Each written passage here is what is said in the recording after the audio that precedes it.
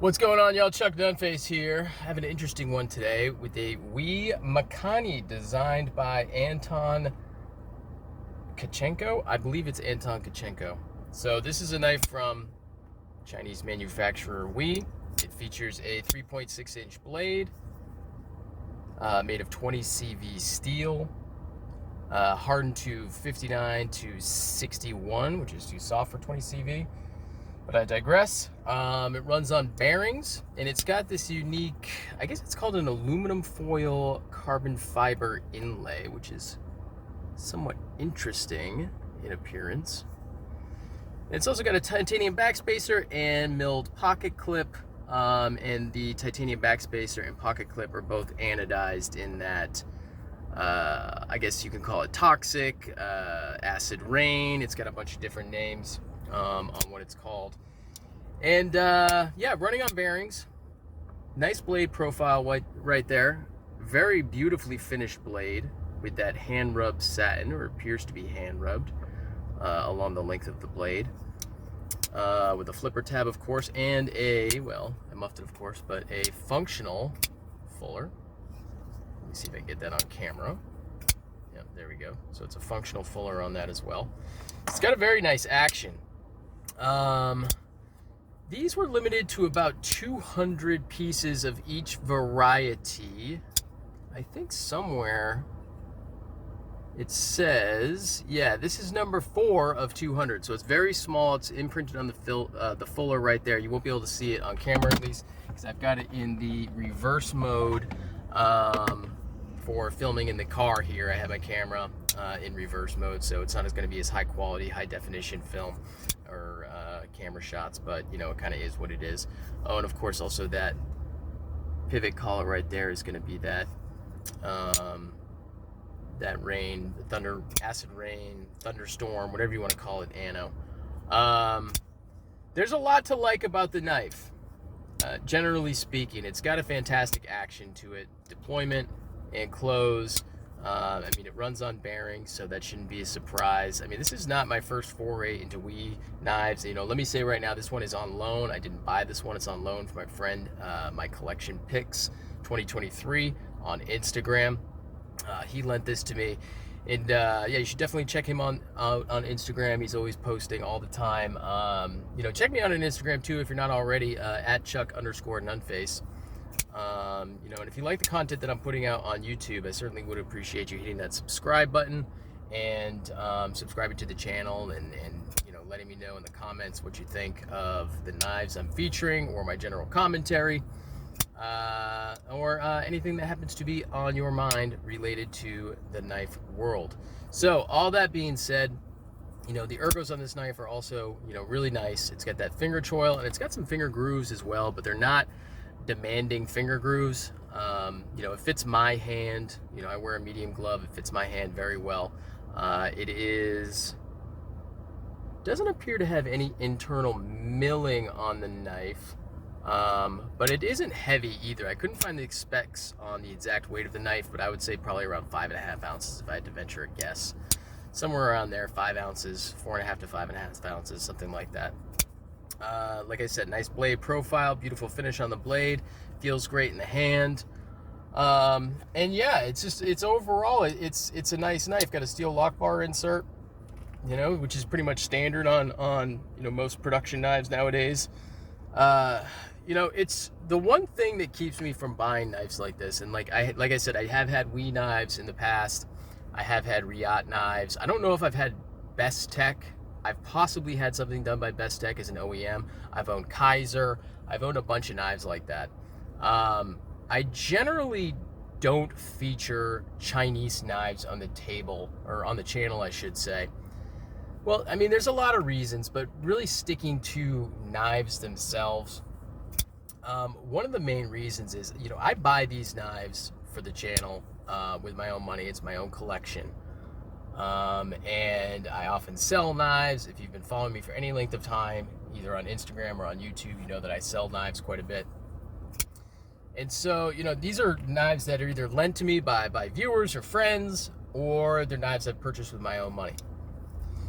Now, you know, I do sell knives quite a bit. I've got The collection is always changing. It's always rotating. However, I know when I buy a Chinese knife that it's going to get sold. I've never had a knife produced in China stay in my collection for more than a few months. It just doesn't happen. The reason being is there's this overall sense of sameness and repetition with the designs and with the action and with the feel and everything about it. It's just another ball bearing flipper, generally speaking, flipper knife. And it all, while well executed and objectively a good knife, it does nothing to stir up an emotional response in me. It doesn't stir up any sort of feeling of, yeah, wow, I really like that for very long. You know, a lot of the knives that come out, they're the soup du jour type of knives, and they're produced in China. You know, you've got all these knife designers and quote-unquote knife makers that are having knives made in China and everything else. And there is just this overall sense of homogeny, just unoriginality in a lot of what is produced overseas, particularly in China. And so I tend not to buy Chinese-made knives. There's other reasons, economic reasons, political reasons, what have you, but that argument can be made for across a wide range of topics and products and everything else. But at the end of the day, if I know for a fact that this knife, this Riot knife, I mean, Riot knives, they're great. They're objectively great knives. I just don't find myself drawn to them. I don't buy them because I know that I'm going to end up selling them. If I know I'm going to end up selling something, why would I buy it? Especially when I'm going to end up selling it at a loss.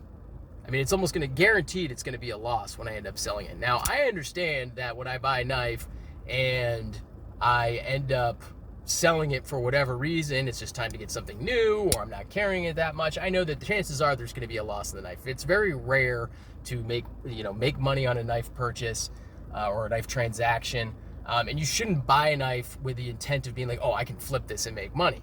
I mean, yeah, it happens sometimes. I mean, I've gotten great deals on knives that I've been like, well, you know what, maybe I'll keep it, maybe I won't, but I know that if I keep it, I can, or if I don't decide not to keep it, I can basically get my money back and maybe even make a couple of bucks and getting it dirt cheap. You know, if that's the case, fine. If you do that, fine. But I don't go into a knife purchase thinking, well, I'm definitely going to make money on this. I know that I'm probably going to lose at least a few dollars on it, a few percentage points off the purchase price. And I just look at it as it's my rental fee. That's just going to be my rental fee on the knife. And, if that's the way I go about looking at it, then I'm totally fine with that. Now, if I know that I'm going to end up selling a knife because it's not going to do anything for me, because I've done it many times, it's not contempt prior to investigation. It's something that I've done many times. I've owned many knives from Chinese companies, and I know that they've all been sold. I know I'm going to end up selling the next one. Why go ahead and just buy another knife made out in China knowing that I'm going to sell it? So that's kind of the long way of explaining why I don't really have a whole lot of knives from China on the channel. Now, listen, if the page grows and we or Riot or Bestech or Kaiser or whoever, Vosteed, whoever it is, wants to send me free knives to look at and review, cool, I'll take a look at them. That seems to be what a lot of YouTubers do now, knife reviewers. They get a lot of free knives, and that's totally fine. That's their business. That's what they've built their channel up, and they have a lot of views, and they have a lot of subscribers, and companies send them stuff. And for the most part, you get unbiased reviews. There are a few out there that are clearly shills, but for the most part, you get, if there's something they don't like about the knife, they'll tell you. And so if that ever happens, then maybe I'll take a look at some more. But when it comes to my own money, I'm not going to spend a lot of money on something that I know I'm going to go ahead and sell. I kind of went off on a tangent, but I figured I'd go ahead and address that. It's something that I've kind of wanted to talk about for a little bit. There are some things on this knife, getting back to the actual knife, that I don't like. One of them is really the thing that kind of bothers me the most is this ano. I think this ano pattern, the acid rain, whatever you want to call it, is really something that was big in 2017, and I think a fairly small amount of people really find it desirable, that type of anodization. So that's something, if you know, I would consider doing something different on that. If I were to purchase this one for myself, I would try to find one that didn't have that. But I don't even think they do any without that sort of an anodization on it. And so that would be something that would keep me from buying this knife right off the bat.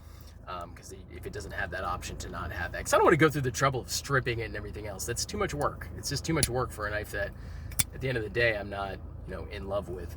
But yeah, I mean, Wee's got a lot of cool designs. This is among one of the better designs, in my opinion. I think they make some really good knives, but like I say, it's not something that I'm going to spend my money on, because I know I'm just going to turn around and sell it, and I'll end up selling it at a loss. So really, what's the point?